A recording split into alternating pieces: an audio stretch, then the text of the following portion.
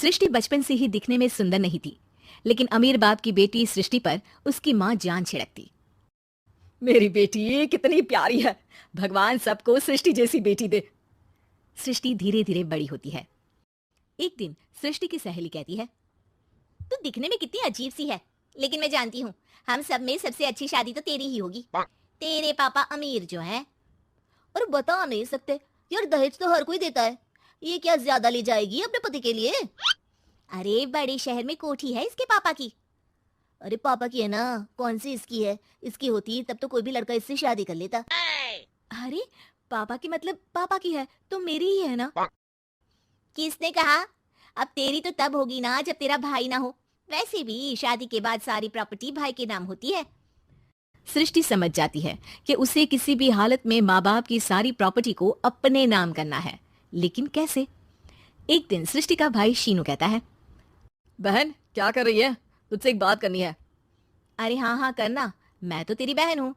बहन मेरी लाइफ में ना एक लड़की है, बहुत अच्छी है। मैं सोच रहा हूँ माँ और पापा से बात करूँ शादी के लिए। सृष्टि को समझ में आ जाता है कि भाई की शादी होते ही भाभी उसे एक दिन भी घर में बर्दाश्त नहीं करेगी। आ, क्या बात है भाई, बताना कौन है वो? यार वो बहुत अच्छी लड़की है, पढ़ी लिखी है, मेरे साथ जॉब भी करती है। बस एक प्रॉब्लम है। हाँ प्रॉब्लम? क्या प्रॉब्लम है भाई? यार वो शादीशुदा है, लेकिन उसके पति ने उसे सिर्फ इसलिए छोड़ दिया क्योंकि उसके माँ बाप दहेज नहीं दे पाए। सृष्टि ये सुनकर न जाने क्यों खुश हो जाती है। अरे भाई तो क्या हुआ, लड़की तुझे तो पसंद है ना? शीनू को लगता है कि बहन उसे समझ रही है।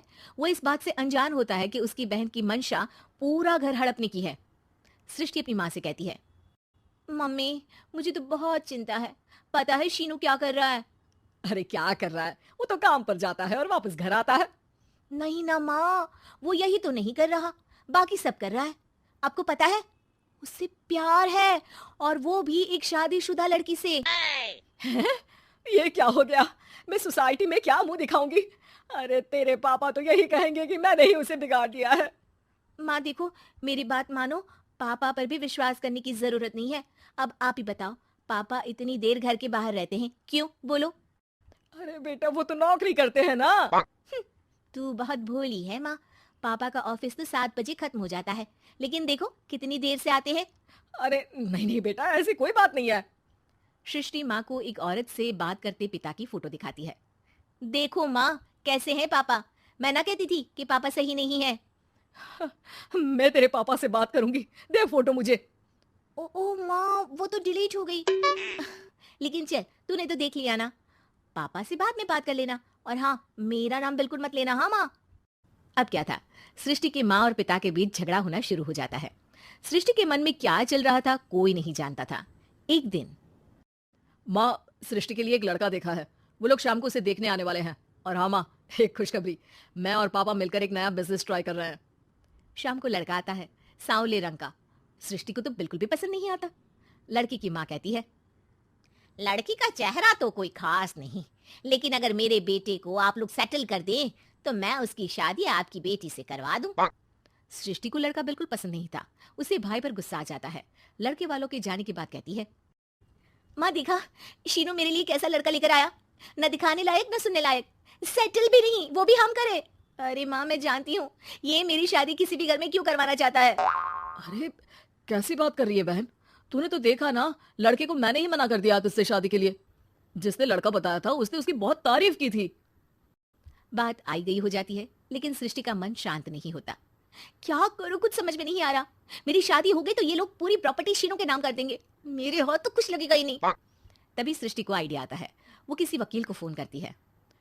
जी देखिए, अगर आपके मम्मी पापा का तलाक हो जाता है तो आपके पिता की आधी प्रॉपर्टी आपकी माँ के नाम हो जाएगी, फिर उसे वो किसी को भी दे सकती है। सृष्टि अब माँ को बेटे के खिलाफ भरती है। माँ शीनू पर नजर रखा करो, वो जिस लड़के के प्यार में है ना वो शादीशुदा है। यहाँ आएगी, सारा पैसा रुपया जमीन जायदाद सब हड़प लेगी। पापा का भी हाल तुमसे छुपा नहीं है। ऐसा ना हो कि मैं और आप एक दिन सड़क पर भीख मांगे। हे भगवान, मैं तो जीते जी मर जाऊंगी अगर ऐसा हो गया तो। ऐसा हो गया नहीं माँ, ऐसा ही होगा। अभी समय है, आगे का सोच लो। मैं तो कहती हूँ पापा से आधी प्रॉपर्टी लेकर अलग हो जाओ। पापा की आधी प्रॉपर्टी भी हम लोगों को अगर मिल जाती है ना तो अगले 7 जन्म सफल समझो। बेचारी माँ बेटी के कहने पर पति से तलाक लेकर अलग हो जाती है। सृष्टि अब पैसों से गाड़ी और अपने दूसरे महंगे शौक पूरे करने लगी। उसके दोस्त भी उसके पैसे इस्तेमाल करते। सृष्टि, कल तुम कहाँ थी? मैं सारा दिन घर पर अकेली थी। तो मैं क्या करूं? मैंने ठेका तो नहीं लिया है ना तुम्हें संभालने का। माँ को सृष्टि से ये उम्मीद नहीं थी। वो बैठकर रोने लगती है। वहीं उसका पति यानी कि सृष्टि के पिता आ जाते हैं। मैं जानता था कि तुम्हारा यही हाल होगा, तो आपने मुझे रोका क्यों नहीं? मैं रोकता तो तुम रुकती क्या? सृष्टि के कहने पर तुमने मुझ पर अपने बेटे पर शक किया, लेकिन तुम ये भूल गई कि कैसे हम दोनों ने मिलकर जीवन में इतना सब खड़ा किया। माँ पति के गले लग जाती है। मुझे माफ कर दीजिए, मैंने आपकी कमाई का एक बड़ा हिस्सा गवा दिया। कोई बात नहीं, तुम साथ हो तो मैं ऐसी 7 प्रॉपर्टी खड़ी कर दूंगा। तभी वहां सृष्टि आ जाती है रोते हुए। माँ, मयंक ने मुझे छोड़ दिया। वो बोल रहा था जब तक मेरे पास पैसे थे तब तक ही वो मेरे साथ था। पापा, माँ, मुझे माफ कर दीजिए।